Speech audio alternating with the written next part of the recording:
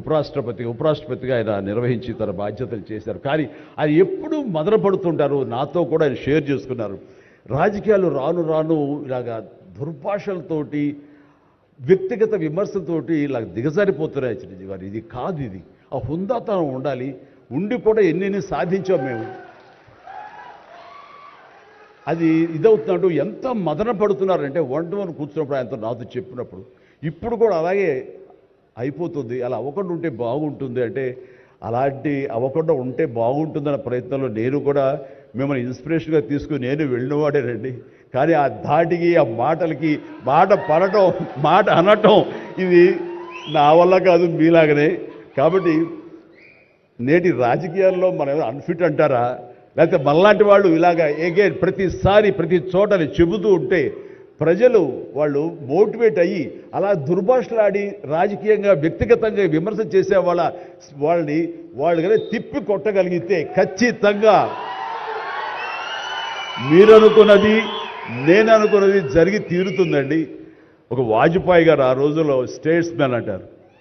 ఆయనలాగా మళ్ళీ అంత హుందాతనం మళ్ళీ మనం ఈ రోజున మనం వెంకయ్యనాయుడు గారిలో చూస్తున్నాం. అయితే ఆయన రాజకీయంగా కొంచెం విశ్రమించారు కాబట్టి ఈ రోజున ప్రజలే ఆలోచించుకోవాలి. అలాగా నోరు జారే వాళ్ళని దుర్భాషలాడుతూ వ్యక్తిగత విమర్శలు చేసే వాళ్ళని తిప్పికొట్టే విధంగా నిర్ణయించే శక్తి మీకే ఉన్నది, మీరే నిర్ణయించుకోవాలని చెప్తున్నారు.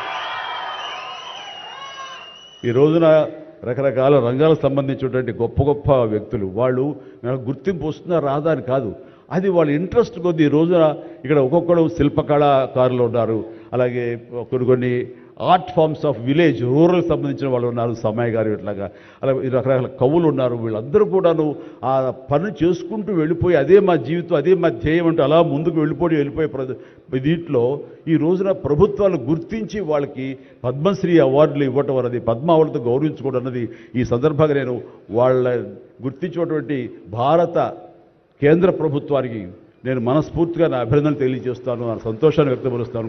దీనికి మరీ ముఖ్యంగా మన ప్రియతమ నరేంద్ర మోడీ గారు ప్రధానమంత్రి, ఆయన దీన్ని గుర్తించి అలాగా ఇవ్వడం జరిగింది. ఇక్కడ ఒక విషయం చెప్పొచ్చో చెప్పకూడదో తెలియదు కానీ ఒక విషయం చెప్తాను. మధ్యాహ్నం నాకు అవార్డు మీకు ఇవ్వాలనుకుంటున్నాము, మీకు మీ కన్ఫర్మేషన్ కానీ మీ యొక్క ఆమోదం మాకు తెలియాలంటూ హోమ్ డిపార్ట్మెంట్ నుంచి ఫోన్ ఇచ్చినప్పుడు ఒక షాకు లోనయ్యాను.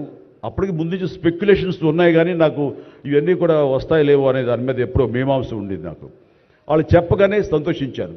సో ఈవినింగ్ ఎన్నింటికి వస్తుందని వాళ్ళు 6-7 o'clock వస్తుంటే అప్పటి నుంచి అలా టీవీలు ముందు కూర్చున్నాను. సో కొంతసేపు చూసేసరికి రాలేదు ఆ వచ్చినాయి అని గబగ నేను సర్దుకుని కూర్చుంటే ముందు పద్మశ్రీ అవార్డులు ఒక 34-36 వచ్చినాయి. ఆ తర్వాత నెక్స్ట్ మందే కదా అనుకుంటూ అందరూ సర్దుగా రెండు పిల్లలు గొడవ చేయకుండా కూర్చోండి రే ఇష్యూగా నా పేరు వస్తుంది అంటే కూర్చాను. అరగంట అయింది రాలేదు, గంట అయింది రాలేదు, గంటన్నర అయింది. ఓరి బాబు ఏంటిది, ఏదైనా మళ్ళీ ఏమైనా మారుస్తారా, మనకి వచ్చే అవకాశం లేదని చిన్న మీమాంసలో ఉన్నారు. ఆ తర్వాత వచ్చిందనుకోండి. ఆ తర్వాత ఇదే డౌట్ నేను మన వెంకయ్యనాయుడు గారి ఇంటికి వెళ్ళి నేను ఆయన గౌరవంగా ఆయన సన్మానించుకున్నప్పుడు ఆయన ముందు చెబితే ఇదంతా కూడా నరేంద్ర మోడీ గారు ఒక ఆలోచన అండి. పద్మశ్రీ అవార్డులు చాలా బడుగు బలహీన వర్గాలకు సంబంధించినటువంటి చిన్న స్థాయి కళాకారులకి వచ్చింది. ఒకేసారి వెంకయ్యనాయుడు గారి పేరు, చిరంజీవి పేరు, పద్మ సుబ్రహ్మణ్యం పేరు, వైజయంతిమాల బాలి పేరు వస్తే కనుక అది సుస్పష్ట, అది ప్రముఖంగా వేసేస్తారు. అలా వేసినప్పుడు వీళ్ళ గురించి ఎవరు చెప్పుకుంటారు? కాబట్టి వీళ్ళ గురించి చెప్పుకోవాలి అంటే గంటన్నర టైం మధ్యలో గ్యాప్ ఇవ్వండి. గంటన్నర వరకు వాళ్ళ గురించి చర్చ జరుగుతుంది. వాళ్ళు ఎవరు అంటారు, ఇక్కడ సమ్మయ్య ఎవరు, ఆచార్య గారు ఎవరు, ఇలా పేర్లని చెప్పుకుంటూ వాళ్ళ గురించి ఆలోచిస్తారు, చర్చించుకుంటారు. వాళ్ళకి గుర్తింపు వస్తుంది. అది రిజిస్టర్ అయిన తర్వాత దెన్ చిరంజీవి వెంకయ్యనాయుడు గారు నాకు ఇష్టం అన్నారు. అది నిజంగా గొప్ప ఆలోచన, గొప్ప ఇది. వారి గురించి తెలుసుకున్న తర్వాత నాకు నరేంద్ర మోడీ గారి మీద గౌరవం మరింత పెరిగింది ఆయన ఆలోచించి. సో ఇలాంటి సన్మానం జరగటం అన్నది నాకు నిజంగా అత్యంత గౌరవంగా భావిస్తాను. నా జన్మ సార్థకమైందని భావిస్తున్నాను.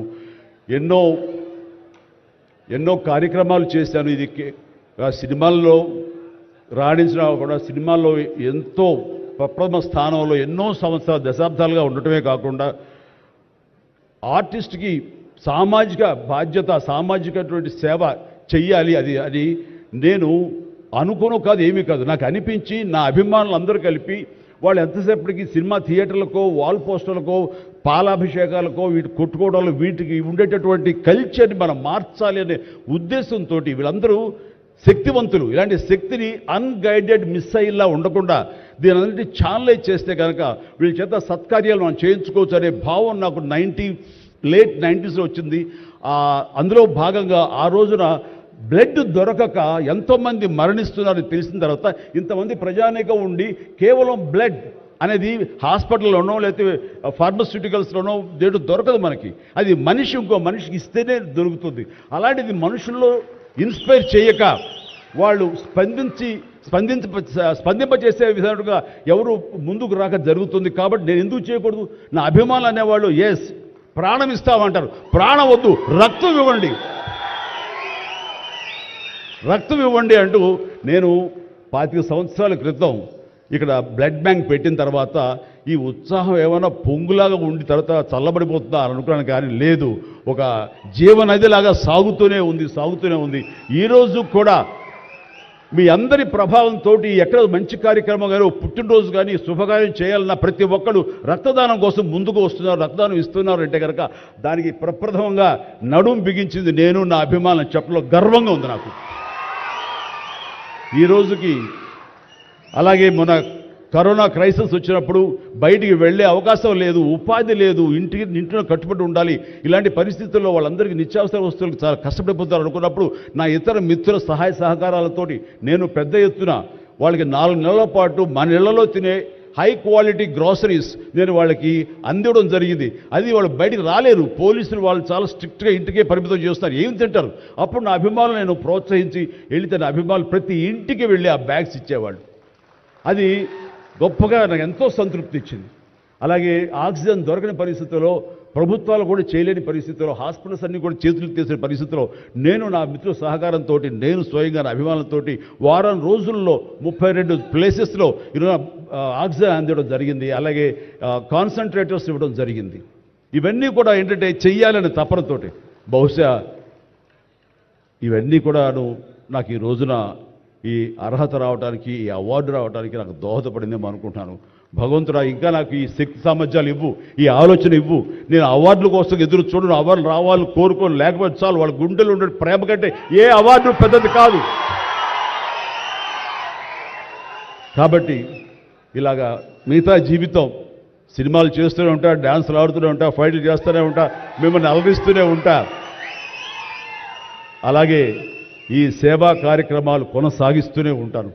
ఇది మీకు చెబుతూ ఈ అవకాశం ఇచ్చినటువంటి తెలంగాణ రాష్ట్ర ప్రభుత్వానికి మరీ ముఖ్యంగా మా ముఖ్యమంత్రి గారికి, మా ఉప ముఖ్యమంత్రి భట్టి గారికి, అలాగే మా సినిమాటోగ్రఫీ మినిస్టర్ గారికి, మిగతా ఇతర మినిస్టర్స్ అందరికీ నా హృదయపూర్వక ధన్యవాదాలు తెలియజేస్తూ థ్యాంక్ యూ సో మచ్. జై